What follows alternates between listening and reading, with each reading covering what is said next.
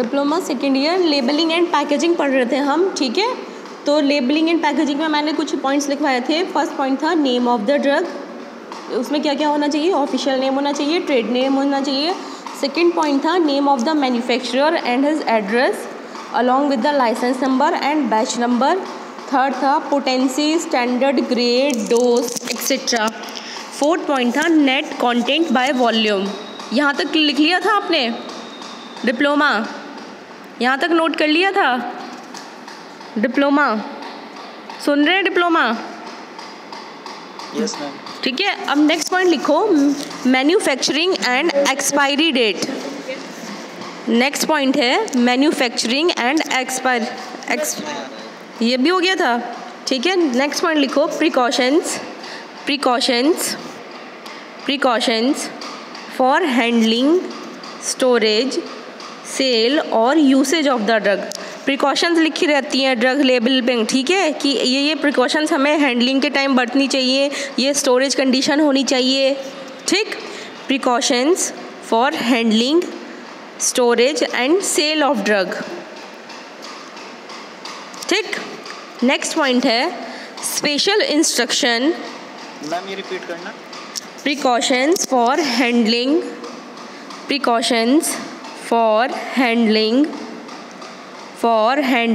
Storage, sale और usage. Precaution for handling, storage, sale और usage of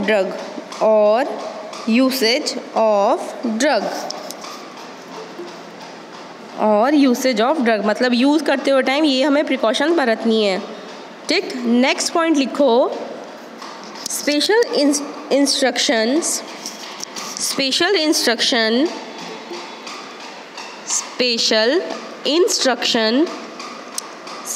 instruction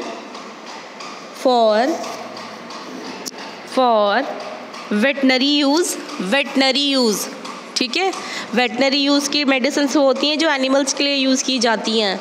special instruction for veterinary use, physician sample etcetera,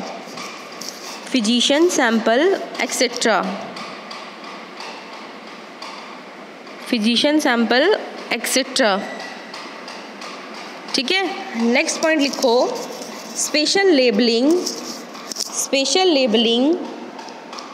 for drug,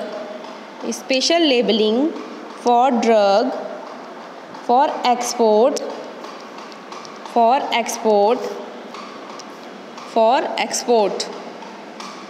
ठीक है। कुछ drugs ऐसी होती हैं जिनका हमें एक्सपोर्ट करना है, तो उनके लेबल पे लिखा जाता है कि ड्रग फॉर एक्सपोर्ट, होता है ऐसा। लेबलिंग एंड पैकेजिंग में दोबारा से बता रही हूँ लेबलिंग क्या होती है। लेबलिंग एक मेन पॉइंट है किसी ड्रग का, ठीक है। लेबलिंग से ही हमें पता चलेगा कि ये कौन सी ड्रग है, किस पर्पज़ के लिए यूज़ हुई है, इसके नेट कंटेंट कितना है, इसकी स्टोरेज कंडीशंस क्या क्या हैं, ठीक है। तो लेबलिंग में क्या होता है, नेम ऑफ द ड्रग होता है, ड्रग का नाम होता है, ऑफिशियल नेम भी हो सकता है, वो ट्रेड नेम भी हो सकता है। सेकंड पॉइंट ये है मैन्युफैक्चरर का नेम होता है कि किसने वो ड्रग बनाई है, उसका एड्रेस होता है, लाइसेंस नंबर होता है ड्रग का, ठीक है, बैच नंबर होता है। फिर थर्ड पॉइंट क्या था, पोटेंसी होती है, स्टैंडर्ड होता है, ग्रेड, डोज कितनी है, डोज भी मेंशन होती है लेबलिंग पे। नेक्स्ट पॉइंट है नेट कंटेंट बाय वॉल्यूम। कुछ जो लिक्विड प्रिपरेशन होती है बाय वॉल्यूम के थ्रू हम उनको चार्ट को करते हैं ना, मेज़र करते हैं, देखते हैं कि हाँ भाई इसका वॉल्यूम इतना है, और वेट वगैरह होता है सॉलिड डोसेज फॉर्म में, नंबर होता है कि इतनी ड्रग है। मैन्युफैक्चरिंग और एक्सपायरी डेट होती है कि हाँ ये इसकी मैन्युफैक्चरिंग डेट है। मैन्युफैक्चरिंग और एक्सपायरी डेट मेन होता है, इससे पता चलता है कि हम कि ड्रग कितने दिन के लिए वैलिड है, कब तक हम खा सकते हैं। प्रिकॉशंस होती हैं उसकी हैंडलिंग के लिए, स्टोरेज और सेल के लिए, ठीक। नेक्स्ट होता है स्पेशल इंस्ट्रक्शन भी होते हैं कुछ ड्रग के लिए, जैसे कोई फिजिशियन सैंपल होता है या वेटनरी यूज़ के लिए जो ड्रग होती हैं, ठीक। और क्या है, स्पेशल लेबलिंग होती है ड्रग फॉर एक्सपोर्ट के लिए, जो ड्रग एक्सपोर्ट के लिए हम यूज़ कर रहे हैं उनके लिए क्या होती है, स्पेशल लेबलिंग की जाती है, ठीक। अब नेक्स्ट है शेड्यूल जी की जो ड्रग्स होती हैं, फॉर शेड्यूल जी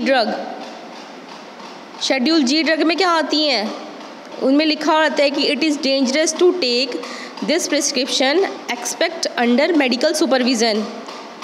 लिखो इसमें for schedule G drug. Next point है ये आपका for schedule G drug. G for schedule G drug. G drug labelling में आपने देखा होगा कि लिखा होता है कॉशन, CAUTION, कॉशन देखा है डिप्लोमा, जो शेड्यूल जी की जो ड्रग्स आती हैं देखा है बच्चों? डिप्लोमा आपसे ही पूछ रही हूँ मैं, देखा है किसी ने? लिखा होता है ना शेड्यूल जी ड्रग्स में कॉशन लिखना CAUTION, कॉशन के बाद लिखना it is dangerous, it is dangerous to take, it is dangerous to take this preparation, it is dangerous to take this preparation, expect under the medical supervision। मतलब हम बिना doctor के या बिना रजिस्टर्ड मेडिकल प्रैक्टिशनर होता है उसकी सलाह लिए बिना हम इन दवाई को नहीं ले सकते। लिखा भी होता है, मेंशन इसीलिए करते हैं उस पर, ठीक। नेक्स्ट है for schedule H drug. For schedule H, schedule H drug की लेबलिंग पे क्या लिखा होता है?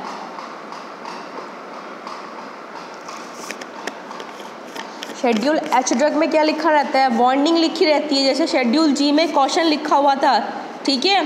शेड्यूल एच ड्रग में क्या होता है? Warning. Warning to be sale SALE, to be sale और sold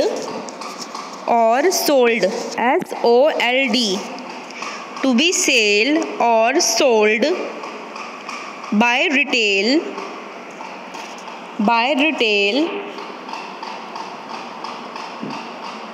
retail on the prescription of a RMP, on the prescription of a RMP, to be sale or sold by retail on the prescription of a RMP, ठीक।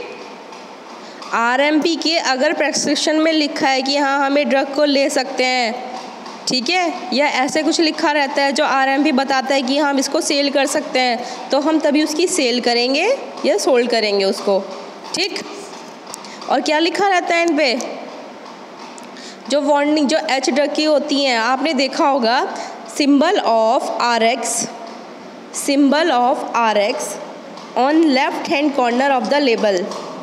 RX का symbol तो देखा होगा आपने, RX लिखा रहता है। जब डॉक्टर भी कुछ प्रिस्क्राइब करते हैं तो क्या लिखा रहता है? RX लिखा रहता है। RX मतलब फर्स्ट ईयर में पढ़ा होगा, RX diploma. RX means you take, RX से लिखा रहता। RX का मतलब होता है you take. Symbol of RX on the left hand corner of the label, symbol of RX on the left hand corner of the label, ठीक है। और जो हमारी सिंपल ड्रग है उनके केस में हम लिखते हैं RX, और जो हमारी नारकोटिक्स वगैरह ड्रग होती हैं, ठीक है, नारकोटिक्स के केस में क्या होता है? बस N लग जाता है RX से पहले। सिंबल ऑफ NRX, सिंबल क्या बोल रहे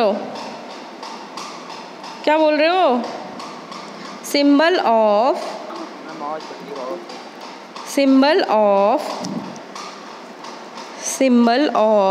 NRX, नेटवर्क तो ठीक है अब। Symbol of NRX on the left hand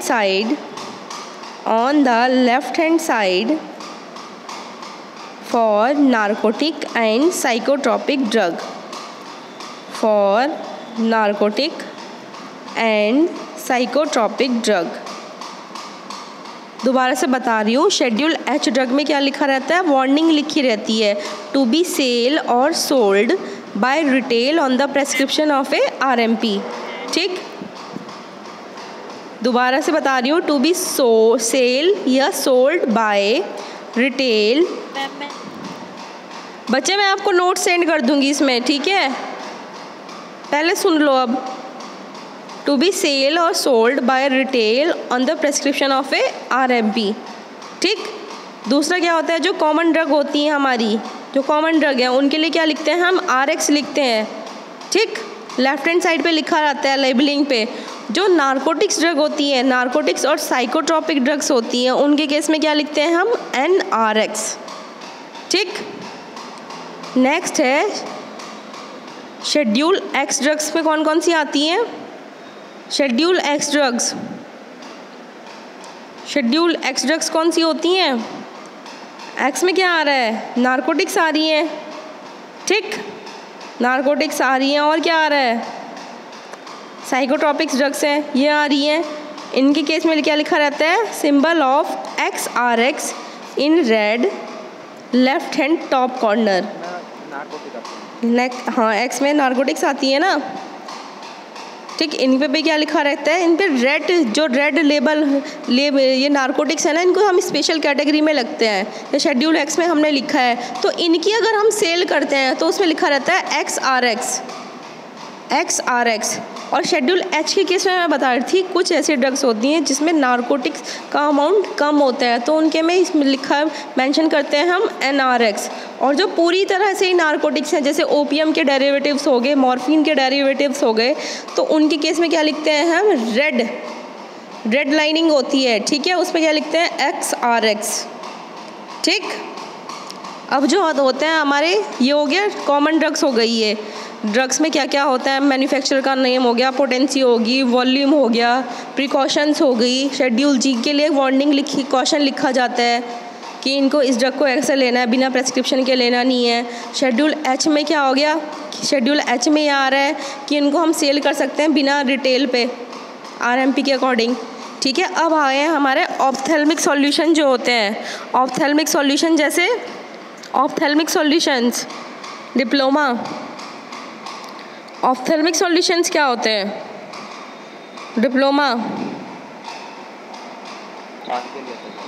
ophthalmic solutions होते हैं जो आई प्रिपरेशंस होती हैं, ठीक है, या पेरेंटल प्रिपरेशन जिनको पेरेंटल प्रिपरेशन की कैटेगरी में आते हैं ऑप्थेल्मिक, जो आई के लिए यूज़ होते हैं, आँखों के लिए। ठीक है, इनकी लेबलिंग हम अलग से करते हैं।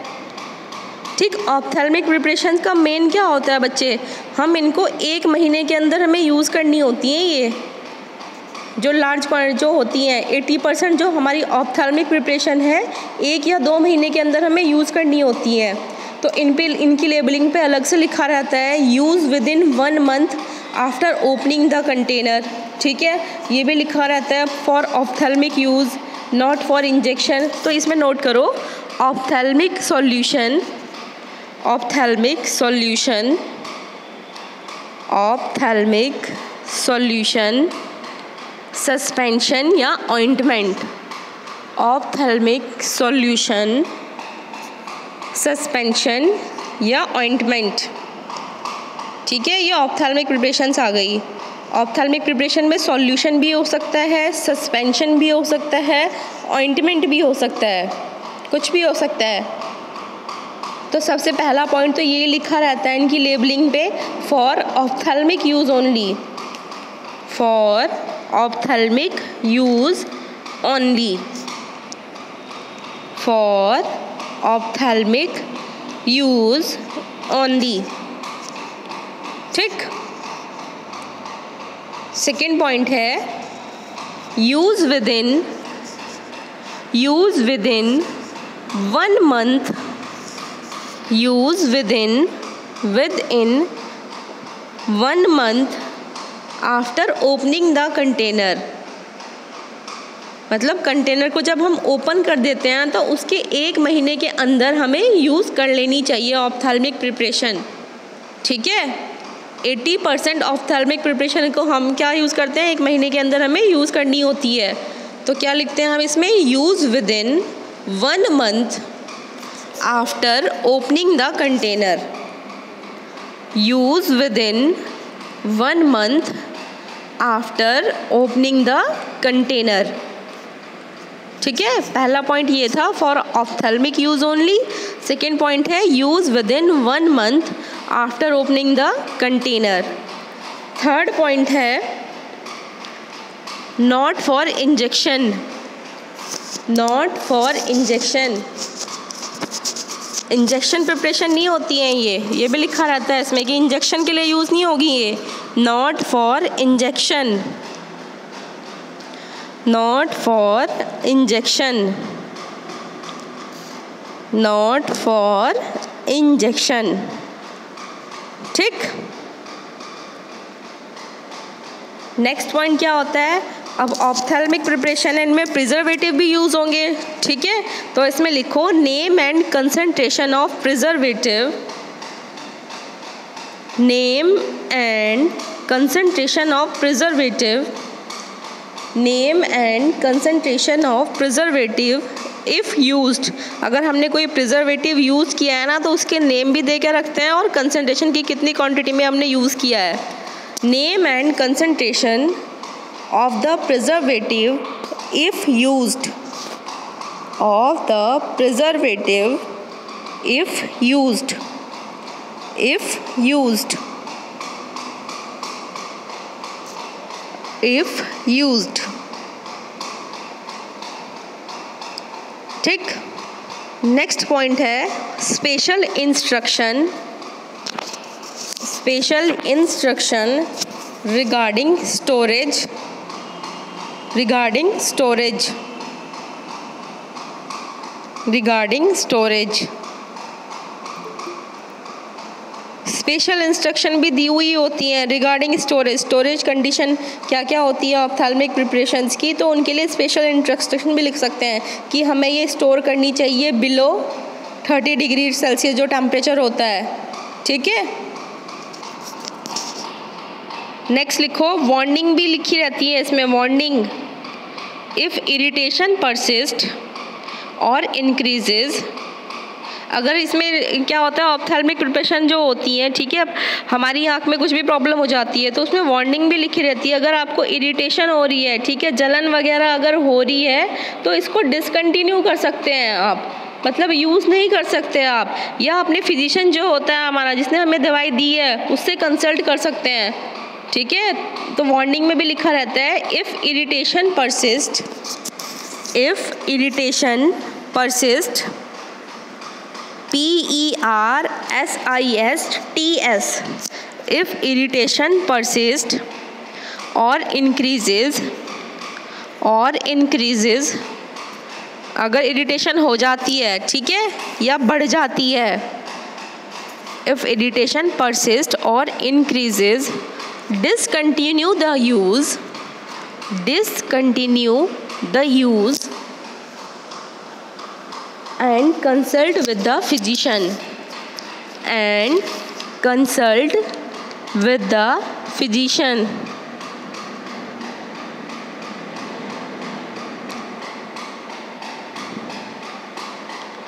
ठीक है, ठीक है, डिप्लोमा, डिप्लोमा, डिप्लोमा सुन रहे हैं बच्चे? ठीक है, ये दो चीज़ें हैं इसमें आपकी, labelling and packaging of drug, labelling and packaging of drug है ना आपकी, तो आज मैंने आपको लेबलिंग कराई है। ठीक है, लेबलिंग में क्या होता है, नेम होता है, ड्रग का ऑफिशियल नेम होता है, मैन्युफैक्चरर का नाम होता है, एड्रेस होता है, लाइसेंस नंबर होता है, बैच नंबर होता है, ठीक है, पोटेंसी होती है, किस स्टैंडर्ड की ड्रग है, डोज कितनी है, ये चीज़ें होती हैं। नॉर्मल कंटेंट होता है, कंटेंट कितना है ड्रग का, बाय वॉल्यूम में भी हो सकता है, वेट में भी हो सकता है। ठीक है, मैन्युफैक्चरिंग और एक्सपायरी डेट होती है, स्टोरेज कंडीशन होती है, कुछ स्पेशल ड्रग होती है उनके लिए स्पेशल इंस्ट्रक्शन जो लिखी रहती है, लेबलिंग पे ही हम लिखते हैं, ये होती हैं। ठीक है, तो ये थी आज की लेबलिंग। इसमें से कुछ समझ नहीं आया या छूट गया हो तो बता सकते हैं। डिप्लोमा, डिप्लोमा अब शेड्यूल एच, हाँ जी, 6th पॉइंट, 6th। इससे पहले मुझे ये बता दो कि आपने 5th पॉइंट कौन सा लिखा था, तब बताती हूँ मैं। बताओ मुझे कौन सा लिखा था।